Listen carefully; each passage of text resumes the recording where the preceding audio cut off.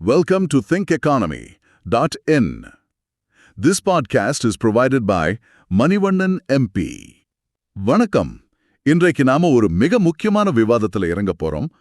ரகுராம் ராஜன் மற்றும் ரோஹித் லம்பா அவங்க எழுதின Breaking the Mold, Reimagining India's Economic Futureன்னு ஒரு புத்தகம்.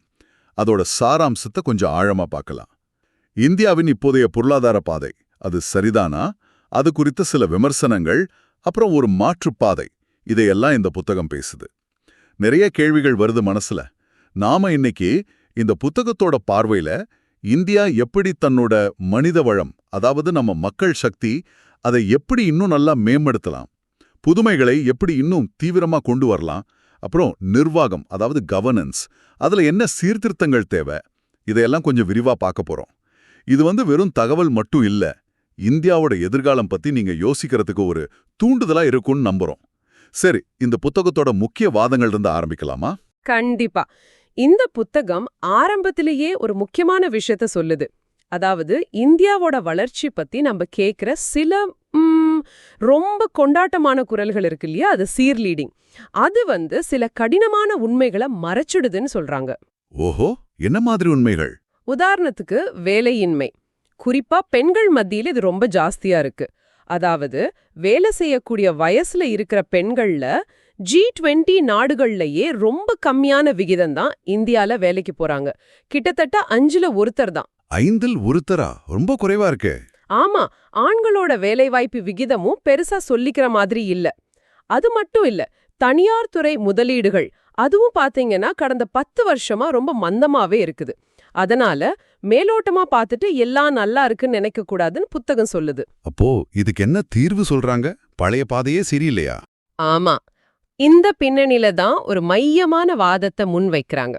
அதாவது சீனா மாதிரி நாடுகள்லாம் முன்னாடி பின்பற்றின ஒரு பாதை இருந்துச்சு இல்லையா, குறைந்த திறன் கொண்ட தொழிலாளர்களை வச்சு உற்பத்தி பண்றது, லோ ஸ்கில்டு மேனுஃபேக்சரிங். ஆமாம் ஆமாம். அந்த பாதை இனி இந்தியாவுக்கு அவ்வளவா செட் ஆகாதுன்னு சொல்றாங்க. ஏன், என்ன காரணம்? காரணங்கள் நிறைய.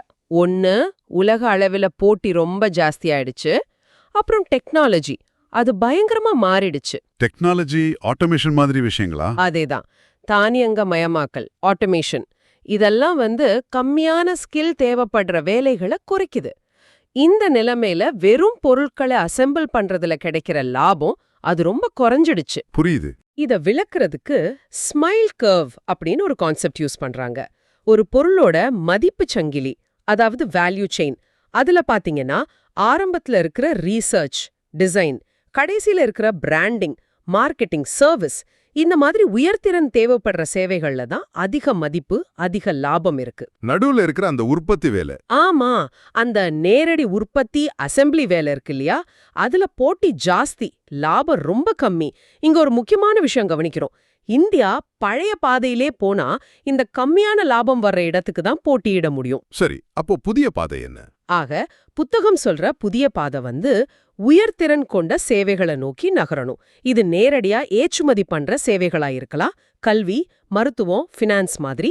இல்லனா உற்பத்தி பொருட்கள்லே இருக்கிற உயர்நிலை சேவைகள், சாஃப்ட்வேர் டெவலப்மெண்ட், சிப் டிசைன், இந்த மாதிரி. ஓகே. இந்த மாற்றத்துக்கு ரொம்ப முக்கிய தேவை நம்ம மனித மூலதனம், ஹியூமன் கேபிட்டல், அத பெரிய அளவுல மேம்படுத்தணும். எஜுகேஷன், ஹெல்த், அதெல்லாம் தானே?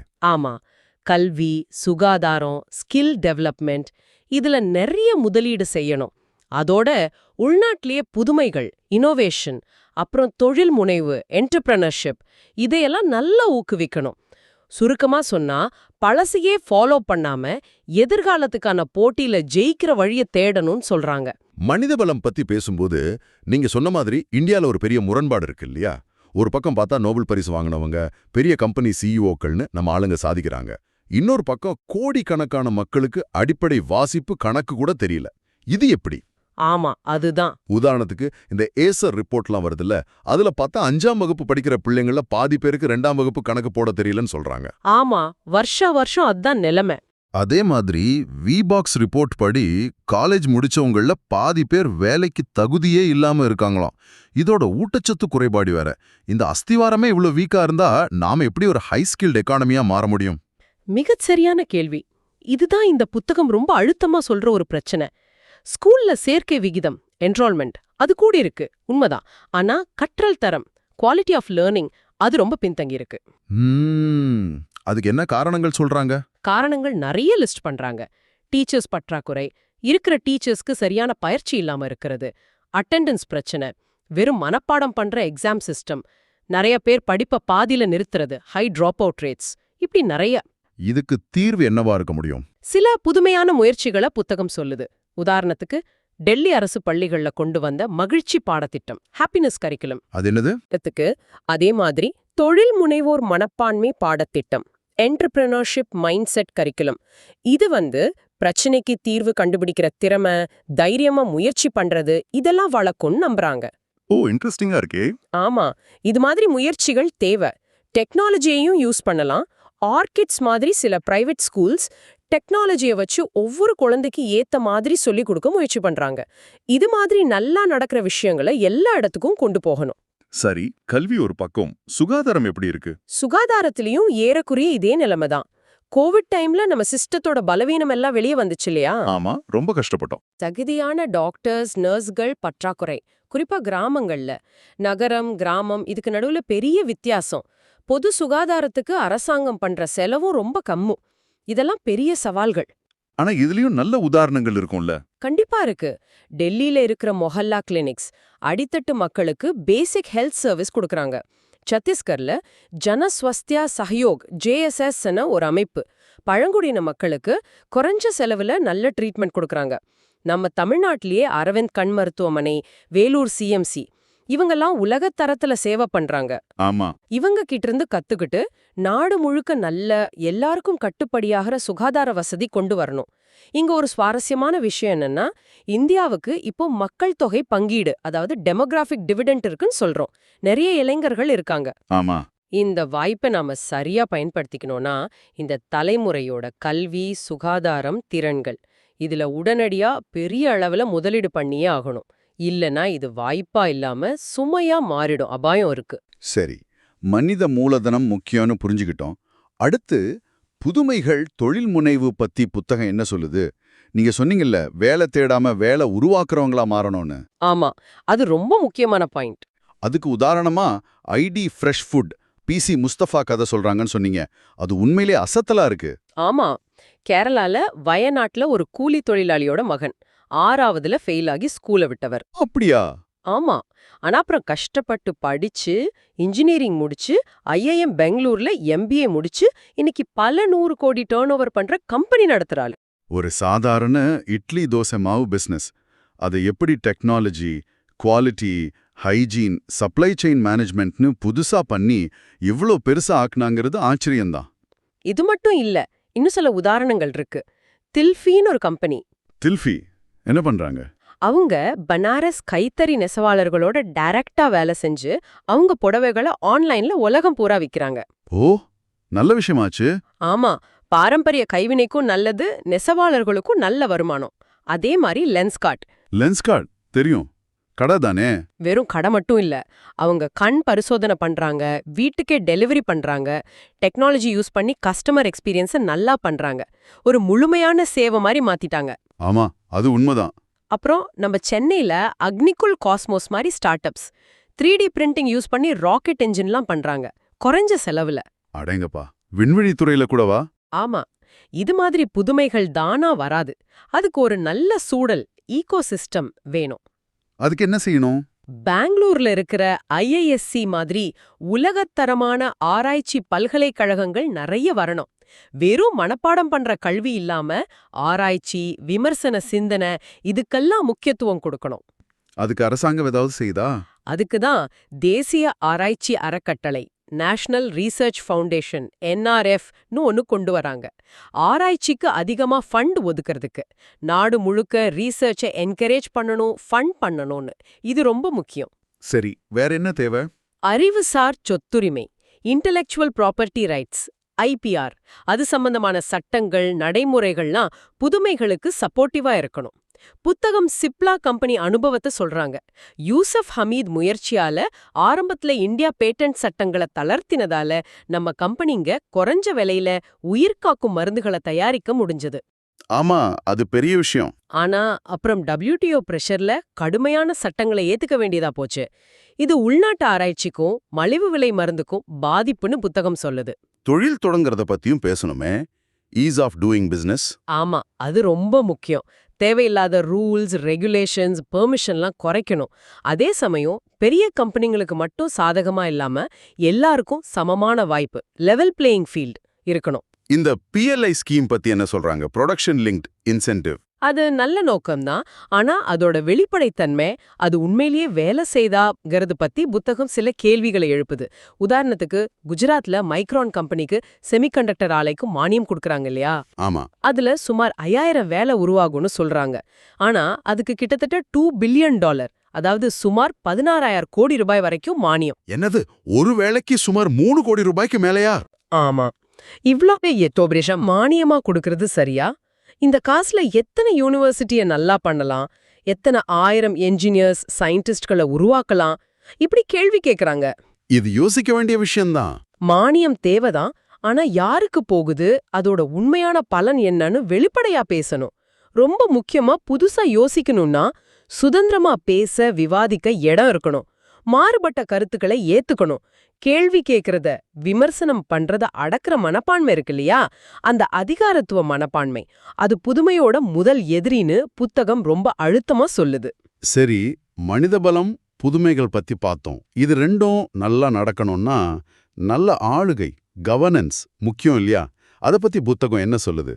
ஆமா, நல்ல கவர்னன்ஸ் தான் எல்லாத்துக்கும் அடிப்படை. புத்தகம் சொல்ற ஒரு முக்கிய பிரச்சனை, இந்தியாவுல நிர்வாகம் இன்னும் ரொம்ப மையப்படுத்தப்பட்டிருக்கு. சென்ட்ரலைஸ்ட். சென்ட்ரலைஸ்டா? எப்படி? நம்ம சட்டப்படி அதிகாரம் மத்திய அரசு, மாநில அரசு, உள்ளாட்சி அமைப்புகள்னு பிரிச்சிருந்தாலும் உண்மையில அதிகாரம், நிதி ஆதாரம் இதெல்லாம் பஞ்சாயத், நகராட்சிகளுக்கு முழுசா போய் சேரல. மாநில அரசுகளே வச்சுக்கிறாங்களா? பெரும்பாலும் அப்படித்தான். இந்த அதிகார பகிர்வுக்கு மாநில அரசுகள் தயங்குது. இதனால மக்களோட அன்றாட பிரச்சனைக்கு லோக்கல் லெவல்ல தீர்வு காண முடியல. உண்மையான அதிகார பரவலாக்கம், டீசென்ட்ரலைசேஷன் தேவைன்னு சொல்றாங்க. வேற என்ன கவர்னன்ஸ் பத்தி சொல்றாங்க? நம்ம ஜனநாயக அமைப்புகள் இருக்கு இல்லையா? நீதித்துறை, தேர்தல் ஆணையம், ரிசர்வ் பேங்க், CAG, மீடியா, இதோட சுதந்திரம், இண்டிபெண்டன்ஸ் ஆஃப் இன்ஸ்டிடியூஷன்ஸ், அது பாதுகாக்கப்படணும். அது ரொம்ப முக்கியம். அரசாங்கத்தோட வெளிப்படைத்தன்மை பத்தியும் பேசுறாங்களா? ஆமா, அரசாங்கத்தோட செயல்பாடுகள் பத்தின புள்ளி விவரங்கள், டேட்டா அதெல்லாம் மறைக்காம வெளிப்படையா இருக்கணும். அப்போதான் பாலிசி பத்தி நல்ல விவாதம் நடக்கும். அரசாங்கம் மக்களுக்கு பொறுப்பா, அக்கவுண்டபிளா இருக்கும். விமர்சனங்களை, மாற்று கருத்துக்களை எதிரியா பார்க்காம அது ஜனநாயகத்துக்கு நல்லதுன்னு நினைக்கணும். நீங்க சொன்ன அதிகார பரவலாக்கம் பத்தி புத்தகம் ஒரு முரண்பாட்டையும் சொல்லுதுன்னு சொன்னீங்களே. உள்ளாட்சி அளவுல ஆட்கள் பற்றாக்குறை, ஆனா மொத்தமா பார்த்தா கவர்மெண்ட் சம்பளம் ஜாஸ்தி. இது எப்படி? ஆமா, அது ஒரு சிக்கலான விஷயம். அரசாங்கம் பல சமயம் அத்தியாவசியமான பொது சேவைகள் இருக்கு இல்லையா? Quality education, health care, clean air, water, இது மாதிரி விஷயங்களை கவனம் செலுத்துறதை விட இலவசங்கள், மானியங்கள் மேலையா? தன்னோட முன்னுரிமைகளை மாத்தணும். எல்லாருக்கும் தரமான பொது சேவைகளை கொடுக்கறதா முதல் கடமை. கவர்மெண்ட் ஊழியர்கள் எண்ணிக்கை குறிப்பா லோக்கல் லெவல்ல தேவைக்கு ஏத்த மாதிரி அதிகரிக்கணும். ஆனா அவங்க சம்பளம் நியாயமா, அவங்க வேலைக்கு ஏத்த மாதிரி இருக்கணும். டெக்னாலஜி இதுக்கு உதவுமா? கண்டிப்பா உதவும். உதாரணத்துக்கு India stack, Aadhaar, UPI, DigiLocker, இதெல்லாம் அரசாங்க சேவைகளை மக்களுக்கு கொண்டு போறத சுலபமாக்கியிருக்கு. ஆமா, UPI எல்லாம் பெரிய சக்சஸ். ஆனா இதுலயும் ஒரு விஷயம் கவனிக்கணும். டேட்டா பிரைவசி, மக்களோட தனிப்பட்ட தகவல்களோட பாதுகாப்பு, அது ரொம்ப முக்கியம். அரசாங்கம் நினைச்சா யார் டேட்டாவையும் பார்க்கலான்னு இருக்கக்கூடாது. அதுக்கு வலுவான சட்ட பாதுகாப்பு, இண்டிபெண்டன்ட் கண்காணிப்பு அமைப்புகள் எல்லாம் வேணும்னு புத்தகம் சொல்லுது. சரி, கடைசியா சில குறிப்பிட்ட சவால்கள் பத்தியும் பேசுனாங்க இல்லையா? பெண்களோட வேலைவாய்ப்பு, female labour force participation rate, அது ரொம்ப கம்மியா, வெறும் 9%ன்னு CMIE டேட்டா சொல்லுது. ரொம்ப கவலையா இருக்கு. ஆமா, அது மிக கவலைக்குரிய விஷயம். அப்புறம் இடஒதுக்கீடு, ரிசர்வேஷன்ஸ் பத்தின விவாதம், இது ரெண்டு பத்தியும் புத்தகம் என்ன சொல்லுது? பெண்களோட பங்களிப்பு இவ்ளோ கம்மியா இருக்கிறதுக்கு பல காரணங்கள் இருக்கு. சமூக பார்வை, பெண்கள் வேலைக்கு போறத நம்ம சமூகம் எப்படி பாக்குது? பொது இடங்கள்ல பாதுகாப்பு பிரச்சனை, அவங்களுக்கு ஏத்த மாதிரி நல்ல வேலைகள் இல்லாம இருக்கிறது, வீட்டு வேலைகள் பெரும்பாலும் அவங்க மேலேயே விழுகிறது, இப்படி நிறையா. இது மாறணுமே. ஆமா, இதுக்கு பல வழிகள்ல முயற்சி பண்ணணும். முதல்ல மனப்பான்மை மாறணும். பெண்களுக்கு பாதுகாப்பான சூழல் உருவாக்கணும். குறிப்பா கல்வி, சுகாதாரம் மாதிரி சேவை துறைகள்ல பெண்களுக்கு அதிக வேலைவாய்ப்பு உருவாக்கலாம். ஏன்னா அந்த வேலைகளை பெண்கள் நல்லா செய்வாங்கன்னு ஒரு சமூக அங்கீகாரம் இருக்கு. அது பாதுகாப்பானதாவும் கருதப்படுது. இடஒதுக்கீடு பத்தி என்ன பார்வை? இடஒதுக்கீடு சமூக நீதிக்கே ஒரு கருவிதான். ஆனா அது மட்டுமே போதாதுன்னு புத்தகம் சொல்லுது. அவங்க இடஒதுக்கீடு பிளஸ் அப்படின்னு ஒரு ஐடியா சொல்றாங்க. ரிசர்வேஷன்ஸ் பிளஸ் அப்படின்னா? அதாவது ரிசர்வேஷன் இருக்கணும், அது அவசியம். ஆனா அதோட சேர்த்து பின்தங்கிய பகுதிகள்ல சாதி பார்க்காம எல்லாருக்கும் தரமான கல்வி, சுகாதாரம், அடிப்படை வசதிகள் இதையெல்லாம் அரசாங்கம் நல்லா மேம்படுத்தணும். அப்பதான் ரிசர்வேஷன்ல கிடைக்கிற வாய்ப்பை அவங்களால சரியா பயன்படுத்திக்க முடியும். புரியுது. இல்லாம இருக்கிறது, ஆரோக்கியம் இல்லாம இருக்கிறது, வசதி இல்லாம இருக்கிறது, இப்படி பல கோணங்கள்ல பார்த்து உதவணும்னு சொல்றாங்க. இது ரொம்ப நுணுக்கமான பார்வை. சரி, அப்போ மொத்தத்துல இந்த புத்தகம் சொல்ற செய்தி என்ன? ஆக இந்த புத்தகத்தோட மொத்த செய்தியை பார்த்தா இந்தியா ஒரு முக்கியமான கட்டத்துல நிக்குது. ஒரு பெருப்புத்தியே, ஒரு கிராஸ் ரோட்ஸ்ல நிக்குது. பழைய வீக்கான பாதையிலேயே போய் குறுகிய கால அரசியல் லாபத்துக்காக மக்களை பிரிக்கிற அரசியல்ல ஈடுபட போறோமா, இல்லனா நம்மளோட உண்மையான பலம் நம்ம மக்கள் அவங்களோட திறன்களை வளர்த்து புதுமைகளை ஊக்குவிச்சு ஜனநாயக அமைப்புகளை வலுப்படுத்தி ஒரு நல்ல எல்லாரையும் உள்ளடக்கின எதிர்காலத்துக்கு போக போறோமா, இதெல்லாம் நம்ம முன்னாடி இருக்கிற கேள்வி. இந்த புத்தகம் ரொம்ப அழுத்தமா சொல்றது ஒரு நாட்டோட உண்மையான வலிமைங்கிறது மிலிட்டரி பலத்திலயோ இல்ல குறிப்பிட்ட மதம், இன அடையாளத்தை மட்டும் பேசுறதுலயோ இல்ல. அது தன்னோட எல்லா குடிமக்களுக்கும் சமமான வாய்ப்பு, திறமை கொடுத்து அவங்களோட கருத்துக்களுக்கும் புது முயற்சிகளுக்கும் சுதந்திரமான பாதுகாப்பான ஒரு சூழலை உருவாக்குறதுல தான் இருக்கு. ஆஹா, இதுல இருந்து நாம என்ன எடுத்துக்கலாம்? இந்த புத்தகம் சொல்ற விஷயங்கள் நம்மள ரொம்ப ஆழமா யோசிக்க வைக்குது. நீங்க ஒரு நிமிஷம் யோசிச்சு பாருங்க. நாம இப்போ பேசின இந்த கல்வித்தரம், ஸ்கில் டெவலப்மெண்ட், இன்னோவேஷனுக்கான சூழல், ஆரோக்கியமான விவாதம், இது எல்லாம் வளர்க்கிற மாதிரி ரொம்ப சின்ன அளவுல கூட உங்களோட சொந்த வாழ்க்கையிலயோ உங்க சுற்றுப்புறத்திலயோ இல்ல நீங்க வேலை செய்யற இடத்துலயோ உங்களால என்ன பண்ண முடியும்? ஒருவேளை அது உங்க ஏரியால இருக்கிற ஒரு கவர்மெண்ட் ஸ்கூலுக்கு ஹெல்ப் பண்றதா இருக்கலாம், இல்ல ஒரு பொது பிரச்சனைக்கு தீர்வு காண மத்தவங்களோட சேர்றதா இருக்கலாம். இந்த புத்தகம் சொல்ற பெரிய மாற்றங்களுக்கு இது மாதிரி சின்ன சின்ன முயற்சிகள் தான் அடித்தளம் போடும். இதுதான் இந்த விவாதத்திலிருந்து நம்ம எடுத்துட்டு போக வேண்டிய ஒரு முக்கியமான சிந்தனை.